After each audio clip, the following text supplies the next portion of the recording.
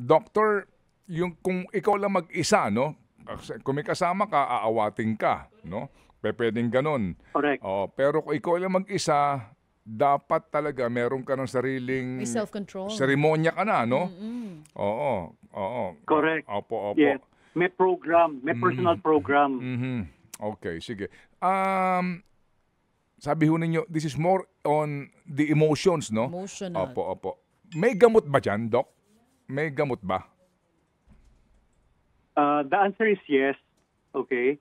So generally, there are 3 types of medicines that can be given. Yung isa ay antidepressant. Kasi yung antidepressant ay pampahappy, pampasaya, pampachill. So, mas nagiging tolerant tayo sa mga stress kung chill tayo.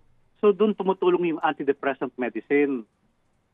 Ngayon, kung hindi kaya ng antidepressant lang, meron naman tayong anti-anger medicine. Okay? Generally, they come in the form of antipsychotics. Okay? Hindi dahil psychotic sila, pero yung mga antipsychotic medicines ay may anti-anger effect. So sometimes we can give an antidepressant and antipsychotic at the same time. So yung isa pampahappy, yung isa anti-anger. And thirdly, meron rin mga mood stabilizers para, nasa gitna lang ng emotions. Okay. So, Doc, pag ganun kasi, hindi ka pwede mag-drive kasi medyo may kaunting effect yun sa iyong senses, no? Nasa pag-uusap ninyo with the doctor, okay. Kasi dapat pumili kayo ng medicine na hindi nakakaantok at hindi nakakabagal ng reflexes. Opo. So meron namang mga gamot kahit antipsychotic, antidepressant, mood stabilizer, Okay. meron mga gamot na walang side effect. So yun ang dapat piliin. Halimbawa po yung bipolar, di ba?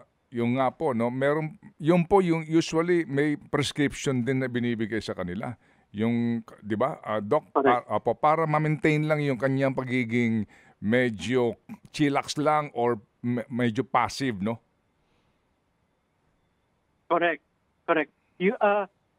Yung tatlong medicine pa rin na yun ang binibigay sa taong may bipolar. Opo. Isang antidepressant, isang antipsychotic or anti-anger, and then merong mood stabilizer. Opo. I cannot help but ask this question kasi galing po ito kay Lord De Vera. Opo. Nagtatanong lang po siya, is sex a good therapy for this particular situation kapag medyo may problema ka sa anger management o pampakalma ba ang sex, Doc? Pampakalma, most people will use sex as a stress reliever. Okay? Yes. However, yung build-up ng sex sometimes ay nakaka-frustrate. Like some people, mataas ang libido, mataas ang urge nila, sexual urge. And dahil wala silang outlet, dun sila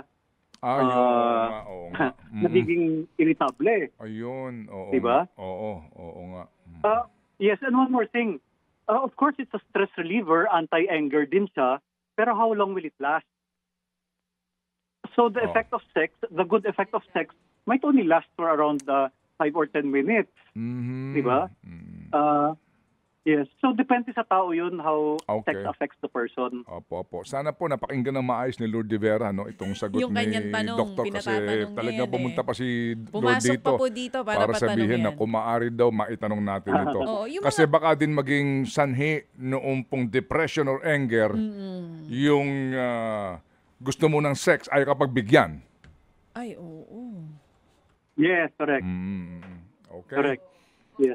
Sige. Doc, ako, last na lang po, bago po namin kayo bitawan, may mga nabanggit kayong mga gamot kanina, baka may mga nakikinig sa atin, nakikita nila may warning signs, at parang kailangan na nitong mga medicines na to. Paano po ba malalaman if talagang kailangan na magpa-check at kailangan na po nitong mga medicines na nabanggit nyo? Hindi na pwede yung mga ganun lang, yung happy thoughts, or hindi na rin e-effect yung sex lang to yung anger para mawala. Kumbaga dire-diretso na everyday na ganun yung nangyayari. Yes. DJ Chacha, nasagot mo na actually yung tanong na yun.